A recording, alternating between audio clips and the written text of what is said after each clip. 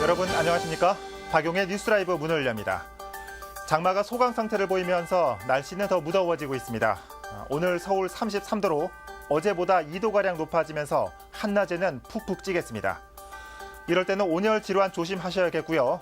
사무실이나 실내 생활 하시는 분들은 냉방병도 주의하셔야겠습니다. 7월 19일 박용의 뉴스라이브 지금부터 시작합니다. 오늘의 헤드라인입니다. 풍납동에 소재한 산표 레미콘 공장이 주민들의 이전 요구를 받고 있습니다. 그 원인과 주민 피해 상황을 살펴봅니다. 다산 신도시 입주민들이 신도시의 법정동과 행정동 이름을 다산동으로 요구하면서 주민 간 갈등도 우려되고 있습니다. 어제 낮 서울 반포동에서 승용차와 보행자가 추돌하는 사고가 발생해 2명이 부상을 입고 병원으로 이송됐습니다.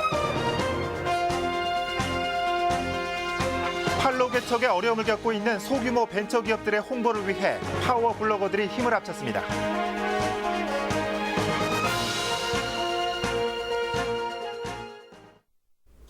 얼마 전 성수동 산표 레미콘 공장의 이전이 잠정 합의됐다는 소식 전해드렸습니다.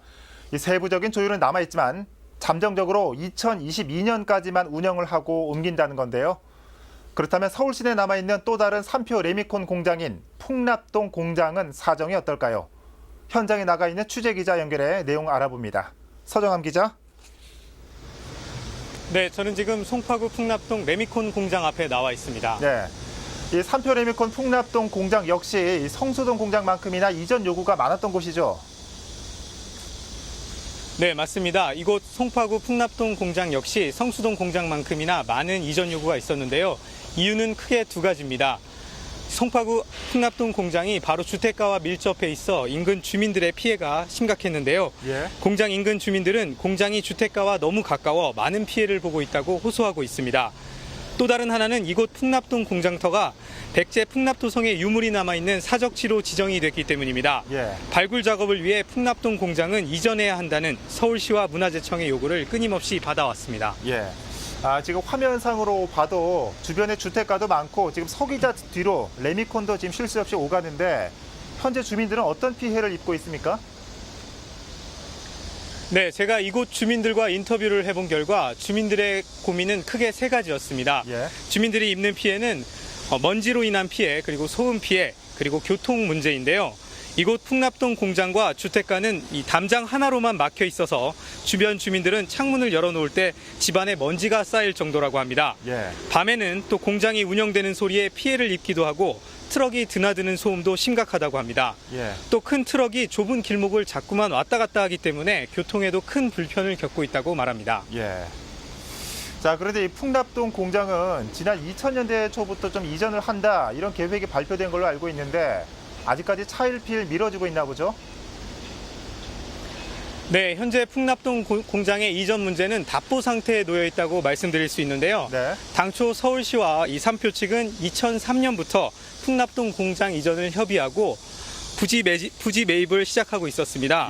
현재 거의 70% 가까이 보상이 이루어진 상태인데요.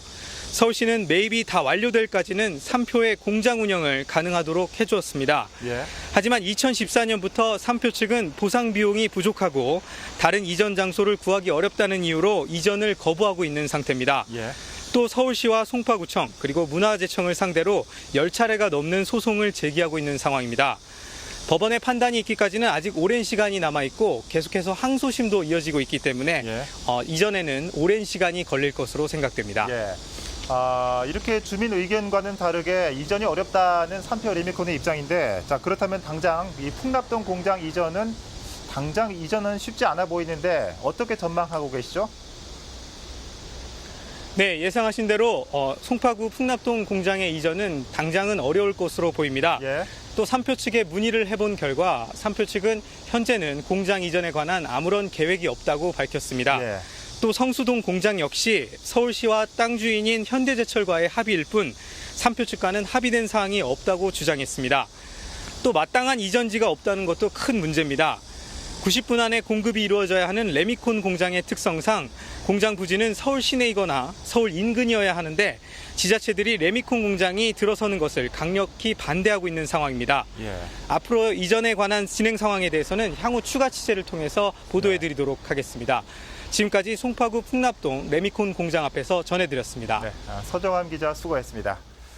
자, 이 산업화 시절 이 한때는 필요에 의해서 생긴 시설이었을 텐데 이제는 계획을 넘어서 주민 혐오 시설이 돼버린 것 같습니다. 자, 산표 레미콘 풍납동 공장 연결해봤습니다.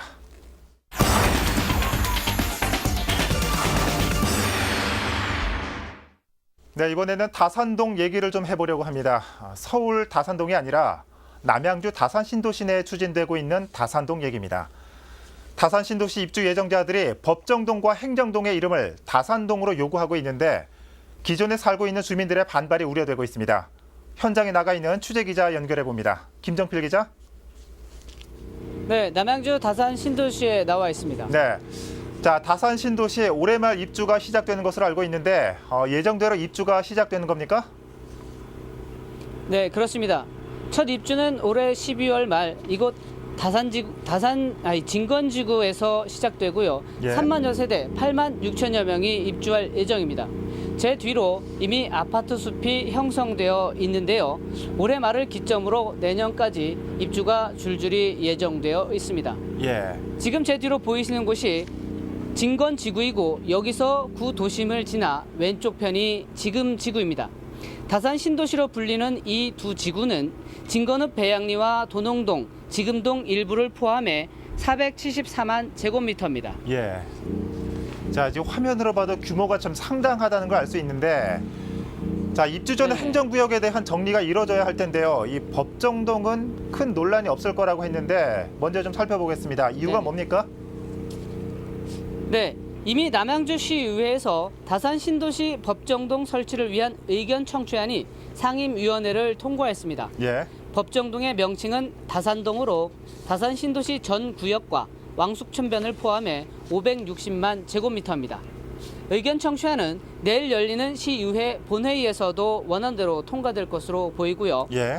법정동은 법원의 관할 구역과 호적 등의 편제 기준이 되고 토지 주소와 신분증, 각종 권리 행사에 사용돼 이해관계가 첨예하지는 않습니다. 예. 하지만 행정동은 도시의 확장이나 인구 이동 등 지역 여건 변화에 따라 쉽게 바뀌고 행정 능률과 주민 편의를 위해 설치됩니다. 예. 자, 제가 좀 김 기자 좀 정리를 좀 해보면은 다산 신도시 규모가 너무 크기 때문에 여러 개의 동으로 이루어져 있는데 이 다산 신도시를 하나의 법정동인 다산동으로 결정했다는 거 맞습니까? 네, 그렇습니다. 현재 다산 신도시는 7개의 법정동과 법정리로 이루어져 있습니다. 그렇군요. 예. 이것을 이번에 다산동으로 통할하는 것이고요. 실제 다산 신도시 면적보다 더 넓은 면적이 법정동인 다산동으로 설치될 예정입니다. 그렇군요. 아, 그런데 왜 행정동은 이해관계가 첨예하다는 겁니까? 네, 아무래도 행정동은 민원을 보는 각종 공적인 서류의 발급과 주민관리, 민방위, 예비군 등 행정에 관한 기준이 됩니다. 그렇겠죠. 그렇다 보니 주민들은 도서관처럼 내 주변에 동주민센터가 있기를 바랍니다. 예. 그런데 남북으로 긴 모양의 다산 신도시 행정동을 다산동으로 할 경우 동주민센터 위치를 두고 진건지구와 지금지구 주민들이 대립할 수 있습니다. 예. 그렇다고 다산 1동과 2동으로 나누고 싶어도 주민 수가 모자라 이렇게 나누기도 어렵고 예산과 공무원 정원도 늘려야 합니다. 예.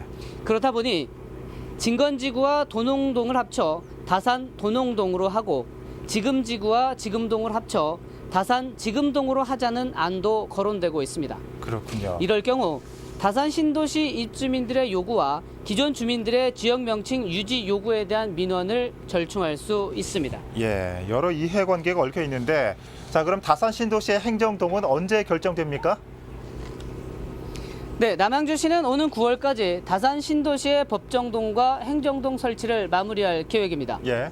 의견 청취안이 시의회를 통과하면 경기도를 경유해 행정자치부의 승인을 받게 되는데요. 행자부 승인을 받으면 조례를 개정해 법정동을 설치하게 되고 이때 행정구역 개편과 행정동 명칭도 함께 정하게 됩니다. 시는 지난 4월에 발주한 행정구역 조정 타당성 조사 용역도 마무리 단계에 있어 오는 9월 조례 개정이 가능하다고 말했습니다. 하지만 법정동 신설 과정에서 제기된 다산 신도시 입주 예정자들과 기존 거주민들의 다양한 의견과 민원이 얽혀 있어 상황을 낙관할 수만은 없습니다. 지금까지 다산 신도시에서 전해드렸습니다. 네, 김정필 기자였습니다. 자, 이 여차하면 이 다산동이라고 부르고 다른 이름으로 써야 하는 경우가 생길 수도 있겠습니다. 주민들의 입장도 충분히 이해가 가는데 좀 뭔가 뾰족한 묘수가 나왔으면 좋겠습니다. 남양주 연결해봤습니다.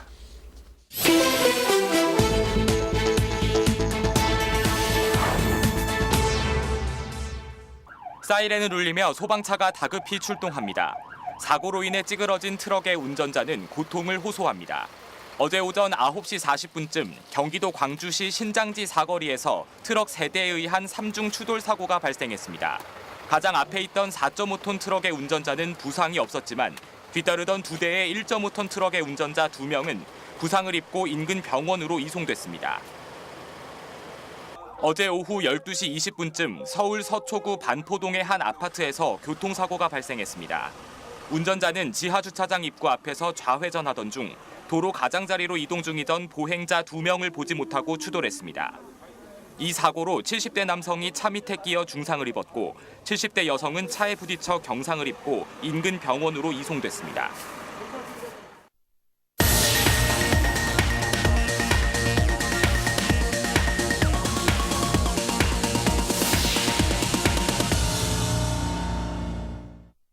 노원구 상계 4구역 재개발 철거 공사 도중 미세먼지가 발생해 인근 초등학교 학생들이 고통받고 있다는 소식 전해드린 적이 있습니다.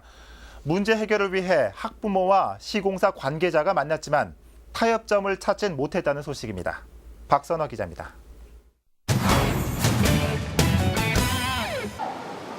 성난 학부모들이 재차 거리로 나섰습니다. 재개발 조합 측과 시공사 관계자와 면담을 가진 직후입니다. 어떠한 경우도 아이들의 건강만큼은 지켜달라고 저희들이 이 자리에 나왔는데 아무런 해결책을 가지고 들고 오지 않았습니다. 피해 대책위의 요구사항은 크게 3가지. 전화급 공기청정기와 에어컨 설치, 그리고 미세먼지 유입 탓에 폐쇄 조치된 야외 놀이터를 이전 설치해달라는 것입니다. 아이들이 지금 실제로 운동장에서 놀 수도 없고 놀이터 시설을 이용할 수가 없는 상황이기 때문에 대체 놀이시설과 피해를 본 아이들에 대한 치료비 전액 보상. 이에 대해 시공사 측은 정식 허가를 받고 철거를 시작한 만큼 문제될 게 없다는 기존 입장을 고수하고 있습니다. 학부모의 요구 중 공기청정기 17대와 에어컨 4대만 설치해줄 수 있다는 입장입니다. 양측 주장이 평행선을 달리고 있는 가운데 노원구는 공사 현장 지도에 나서곤 있지만 시설 점검이 전부입니다. 비산먼지 농도 측정은 현재로서는 어렵다는 설명입니다. 비산먼지 쪽은 농도에 대한 그런 기준은 없어요. 현재로서는 단지 이제 시설에 대한 그 기준, 예를 들어서 이제 그 작업을 할 때 물을 이렇게 뿌려서 흙먼지가 날리지 않도록 한다든가, 공사장 출입 차량들이 이제 바퀴 세륜을 설치해가지고 나갈 때 예정된 철거 마무리 시점은 이달 말. 하지만 대책위 측은 뉴타운 공사가 끝나는 2020년까지 학교 측 피해가 예상된다며 서울 북부 교육지원청과 서울시 교육청 등의 실태 조사를 의뢰할 계획입니다. 딜라이브 서울 경기 케이블 TV 박선아입니다. 국내 최초의 야구 테마파크인 박찬호 야구공원이 기공식을 가진 지 3년이 지나도록 공사를 못하고 있습니다. 사업 시행사가 자금 조달에 어려움을 겪고 있기 때문인데요. 그런데 최근 사업에 대한 불씨가 되살아났습니다. 시행사가 사업을 다시 추진한다고 합니다. 전병천 기자입니다. 국내 최대 규모인 박찬호 야구공원이 들어설 예정인 동두천 수요산 일대. 기공식을 한 지 3년이 지났지만 첫 삽도 못 뜨고 나무와 숲을만 무성히 자라고 있습니다. 사업 시행사가 경기 침체로 37억 원의 법정 이행 보증금을 못 내고 있기 때문입니다. 그런데 최근 사업이 재추진되고 있습니다. 시행사가 지난달 15일 동두천시에 실시계획 인가를 다시 신청했습니다. 사업 추진에 대한 의지를 밝힌 겁니다. 이제 여러 지인들을 통해서 저희가 이제 투자 유치도 받고 또 여러 방법을 통해서 저희가 자금 조달은 했고요. 그리고 앞으로는 저희가 약 10개월 정도의 공사를 거쳐서 안전하게 내년 중반에 준공을 하려고 지금 준비는 마쳐놓은 상태입니다. 동두천시도 사업 재허가에 긍정적인 입장입니다. 야구공원이 조성되면 지역 경제 활성화에 도움이 된다며 각종 행정 절차를 간소화해서 사업이 원활히 추진될 수 있도록 진행한다는 계획입니다. 박찬호 야구장 지금 재개를 하는데 저희가 각종 행정 절차가 있습니다. 뭐 교통 영향 평가라든지 아니면 환경 영향 평가라든지 이런 행정적 절차를 갖다가 좀 간소화하고 빨리 진행해서 이런 행정 지원을 적극적으로 해서 조속히 착공될 수 있도록 지원할 예정입니다. 당초 2015년 7월 완공을 목표로 소요산 일대 32만 제곱미터에 2,000석 규모의 메인 스타디움 등 총 7면의 정규 야구장과 실내 야구 연습장, 캠핑장 등을 갖추는 사업으로 추진된 박찬호 야구공원. 시행사는 행정 절차가 마무리되면 착공에 들어가 내년 중순 개장한다는 계획입니다. 딜라이브 서울 경기 케이블 TV 전병천입니다. 벤처기업들은 괜찮은 제품을 만들고도 이 판로와 홍보에서 길이 막혀 고전하는 경우가 많습니다. 광고를 해야 하는데 이 소규모 기업들에게는 그런 여유가 없죠. 그래서 블로거들이 이들과 함께했습니다. 엄종규 기자입니다. 연단에 오른 벤처기업 관계자들, 제품의 장점을 하나라도 더 알리기 위해 열변을 토합니다. 나무 소재로 되어 있는데 저희는 3세 이상의 아이들이 핥아도 됩니다. 저희 제품은 이렇게까지 휘어도 되지가 않습니다. 이들의 이야기를 듣고 있는 건 바이어나 소비자가 아닌 블로거들입니다. 최근 블로그가 소비시장을 움직이는 큰손으로 등장하면서 운영자를 초대해 품평회를 마련한 겁니다. 가장 소비자한테 직접 다가갈 수 있는 블로거들을 초청해서 온라인 마케팅을 하는 게 가장 좋다고 생각하여 이번에 구로구청과 저희 협회랑 같이 이렇게 또 진행하게 되었습니다. 품평에 참여한 40명의 파워 블로거들은 11개 기업에서 내놓은 상품을 꼼꼼히 살폈습니다. 이후 상품을 체험한 뒤 자신의 블로그에 이용 후기를 남길 예정입니다. 저희가 먼저 써보고 사용해 본 다음에 보완점도 수정해주고 그러다 보면 기업도 살리고 아무래도 소비자도 더 이득을 볼 수 있는 블로그에 대한 평가를 받게 되면서 사실 무서운 질문도 진짜 많이 받았거든요. 근데 그만큼 저희가 그거에 대한 부분을 보완할 수 있는 부분과 소비자 입장에서 정확히 말씀을 하셨기 때문에 지난 2012년부터 진행된 블로거 초청 품평회 이를 통해 총 52개 벤처기업 상품 정보가 블로그를 통해 소비자들에게 전달됐습니다. 딜라이브 서울 경기 케이블 TV 엄종규입니다. 평소 집밥 많이 해 드십니까?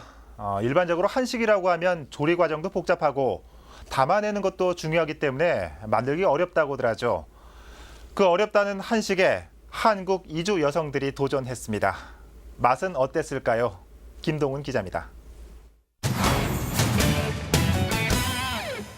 잘 갖추어진 식재료를 하나하나 다듬는 손길에 정성이 묻어납니다. 복날을 대표하는 삼계탕에서부터 한국인조차 만들기 어려워하는 다양한 전통 음식들에 도전한 이주 여성들. 열정 하나만큼은 누구에게도 뒤지지 않습니다. 조금 어려워요. 근데도 너무 전통적이라서 도전해보고 싶어요. 1시간이라는 다소 벅찬 시간에도 자신들만의 개성을 담은 훌륭한 한국 요리가 완성됐습니다. 드디어 심사위원들의 평가 시간. 긴장된 모습 속에 수상을 기대하는 눈치도 엿보입니다. 다 정말 우열을 가릴 수 없게. 그래서 혹시 너무 다 잘하셨기 때문에 오늘 다 주인공이시고. 중국과 필리핀, 베트남 등 8개 팀이 참여한 이주 여성 한국 요리 대회. 우승의 영광은 약식과 강정 요리를 선보인 베트남 팀에게 돌아갔습니다. 한국 음식 정말 좋아해요. 그래서 열심히 많이 연습해요. 너무 기쁘고 생각 못했는데 상을 주고 감사합니다. 한식을 매개로 함께 요리를 만들며 웃고 떠드는 사이 이국 땅에서 겪었을 남모름 서름도 녹아내리고 있습니다. 딜라이브 서울 경기 케이블 TV 김동훈입니다. 이달 말 개통 예정이었던 우이신설 경전철이 오는 9월 초로 개통이 연기됐습니다. 시민들의 안전을 위한 조치라는 겁니다. 자세한 내용 알아봅니다. 서울시는 최근 기자회견을 열고 우이신설 경전철의 개통일을 9월 2일로 연기한다고 밝혔습니다. 당초 예정일보다 35일 미뤄진 것으로 출입문 개폐 시간이 짧다는 지적 때문입니다. 출퇴근 시간 기준 2분 30초인 배차 간격을 지키기 위해서는 일반 역에서는 10초, 환승역에서는 20초 동안만 문을 열어야 하는데 이 시간이 어린이나 노약자 등 교통 약자들에게는 짧다는 겁니다. 서울시는 교통안전공단의 이 같은 지적을 받아들여 개통 일자를 늦췄다는 입장. 서울시 최초의 지하무인 경전철을 시민의 안전이 100% 담보될 수 있도록 안정성을 충분히 검증한 뒤에 시민 여러분에게 제공할 것입니다. 배차 간격을 3분으로 늘린 뒤 4주간의 시험 운행을 거쳐 9월 2일 첫 선을 보이게 됩니다. 한편 서울시는 우이신설 경전철의 객실 연결 통로턱을 없애고 출입문 폭도 기존보다 20% 확장해 편의를 높였다는 입장입니다. 이와 함께 우이동과 정릉, 삼양동 등 철도 사각지대 연결로 당초 예측한 하루 승객 13만 명도 문제 없다고 밝혔습니다. 딜라이브 서울 경기 케이블TV 박용입니다.